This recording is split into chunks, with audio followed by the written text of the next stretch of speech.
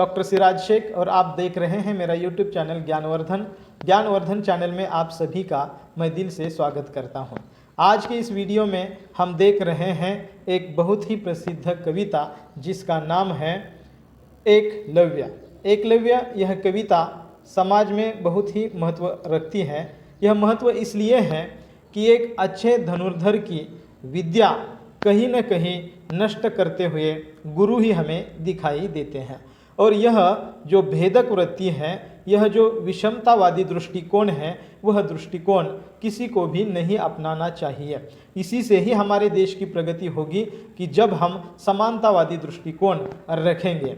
तो यह कहानी महाभारत कालीन कहानी है और इस कहानी के माध्यम से ये जो यहाँ कविता में जो कथावस्तु दी है एकलव्य की, उसके माध्यम से यह बताने का प्रयास किया है कि विषमतावादी दृष्टिकोण को हमें दूर रखना चाहिए। इस कविता को देखने से पहले हम इस कवयित्री का परिचय यहाँ पर प्राप्त करेंगे। कवयित्री का नाम है कीर्ति चौधरी और यह कवयित्री बहुत ही अच्छे ढंग से लिखती थी। तीसरा सप्तक हम सब जानते हैं, अज्ञेय जी ने 4 सप्तकों का संपादन किया था, तो तीसरा सप्तक की कवयित्री यह कीर्ति चौधरी रही है। भारत की महान गुरु शिष्य परंपरा के कलंकित अध्याय एकलव्य की कथा का पुनर्पाठ इस कविता में उन्होंने किया है। इसलिए एकलव्य कविता छोटी है, लेकिन इसमें जो निहित भाव है वह भाव बड़े गंभीर है। कीर्ति चौधरी जी ने क्यों विगत आगत का स्वागत, वक्त फूल झर गए, ऐसा क्यों होता है, प्यार की बातें, प्रतीक्षा, जीवन आदि कविताएं लिखी हैं। उनका कहानी संग्रह है झुमझुमी। इस तरह से अभिव्यक्ति और शैली की सादगी और यथार्थ एवं सत्य अभिव्यक्ति करने में कीर्ति चौधरी एक सशक्त कवयित्री हैं। हम सीधे इस कविता को देखने का प्रयास करेंगे जिसका नाम है एकलव्य और उसके मूल मंतव्य को भी समझने की कोशिश करेंगे। चाहा बस तुमने है दाहिना अंगूठा यह तो समर्पित था, मेरा हर लक्ष्य उपलक्ष्य उपकरण साध्य चरणों में अर्पित से पहले अर्पित था। बाण यह किसी का, प्रत्यंचा भी उसी की थी, हाथ ये किसी के, इन हाथों की चंचल गति यह भी उसी की थी। मैंने तो इनको निर्माल्य सा चढ़ाया था, लक्ष्य अगर बेंधे थे, बाण अगर साधे थे, मानो उन चरणों पर चढ़े हुए पुष्पों को बार बार माथे से लगाया, सिर नवाया था, सब था तुम्हारा, अरे सब कुछ तुम्हारा, तुम ही उससे अनभिज्ञ रहे, अथवा वह मेरा समर्पण सब झूठा था, मेरी वह निष्ठा, वह प्राणों की आकुल प्रतिष्ठा जिसे अर्पित थी, तुम थे नहीं सिर्फ माटी की मूरत। क्या माटी की मूरत थी? यह कविता एकलव्य के जुबानी, यानी कि एक तरह से एकलव्य के मन में जो प्रश्न उपस्थित हुए हैं, उद्गार के रूप में ही कविता की शुरुआत होती है। वह गुरु द्रोण से कहता है कि चाहा बस तुमने है दाहिना अंगूठा यह, यानी कि जब एकलव्य को गुरु दक्षिणा के नाम पर उसके हाथ का दाया अंगूठा मांगा जाता है, वहीं उसकी धनुर्विद्या खत्म होती है। और यह बहुत बुरी बात है। वह इसलिए अपनी जो भावना है दाया अंगूठा देने के बाद उन भावनाओं को यहाँ व्यक्त कर रहा है कि यह तो समर्पित था, मेरा हर लक्ष्य उपलक्ष्य उपकरण साध्य चरणों में पहले से अर्पित था। यानी कि गुरु भक्ति, गुरु निष्ठा, गुरु समर्पण वृत्ति हमें दिखाई देती है एकलव्य में। अब इसके विपरीत गुरु की दृष्टि कैसी है देखिए। बाण यह किसका, प्रत्यंचा भी उसी की थी, हाथ ये किसी के, इन हाथों की चंचल गति यह भी उसी की थी, गुरु की थी। कहने का तात्पर्य है कि सब कुछ समर्पण कर दिया है एकलव्य ने अपने गुरु के प्रति।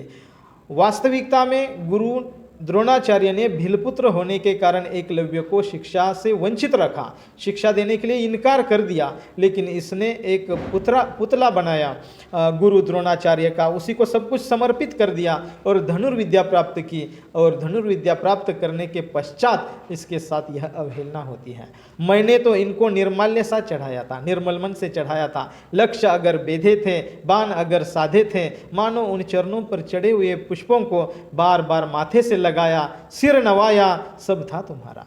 ये जो समर्पण वृत्ति की जो भावना है वह उसे बार बार सताती है कि गुरु ने मेरे साथ ऐसा क्यों किया, क्या कारण था, क्या वजह थी।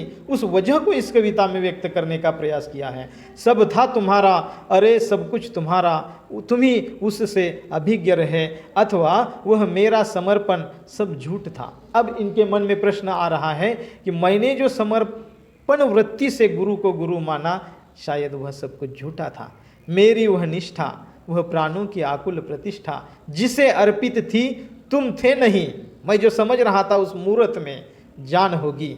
जानदार जो समझता है एक दूसरे की हकीकत वह होगा, लेकिन मुझे अब ये अंगूठा देने के बाद में यह लग रहा है कि तुम थे नहीं, सिर्फ माटी की मूर्त। क्या माटी की मूर्त थी?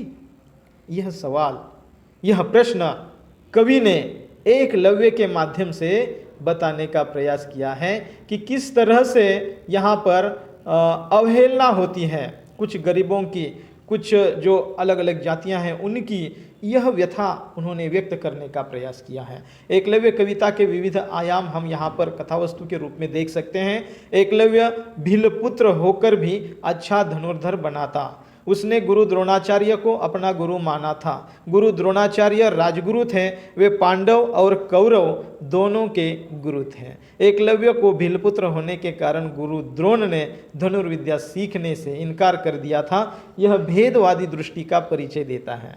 फिर भी एकलव्य गुरु द्रोण की मूर्त बनाकर, उन्हें गुरु मानकर, सब कुछ समर्पित करके एकलव्य को धनुर्विद्या में महारत हासिल करता है। गुरु द्रोणाचार्य अर्जुन से बड़ा योद्धा देखना पसंद नहीं करते थे।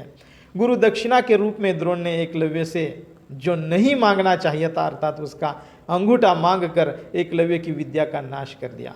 एकलव्य के मन में जो प्रश्न उपस्थित हुए वे ही प्रश्न इस कविता में व्यक्त हुए हैं। असमानता का यह विष सदियों से विद्यमान है और यह विष नहीं रहना चाहिए। आखिर हम सब मानव हैं, हमारे पास मानवीयता को ज़्यादा महत्व देना चाहिए। इसके अतिरिक्त कुछ भी नहीं है, सिर्फ और सिर्फ मानवता ही सच्ची है। आपने इस वीडियो को सुना, एकलव्य के माध्यम से कवि कीर्ति चौधरी ने व्यक्त किए गए अपने भाव, अपने समाज के भावों को व्यक्त करने का जो प्रयास किया उसको आपने समझ लिया।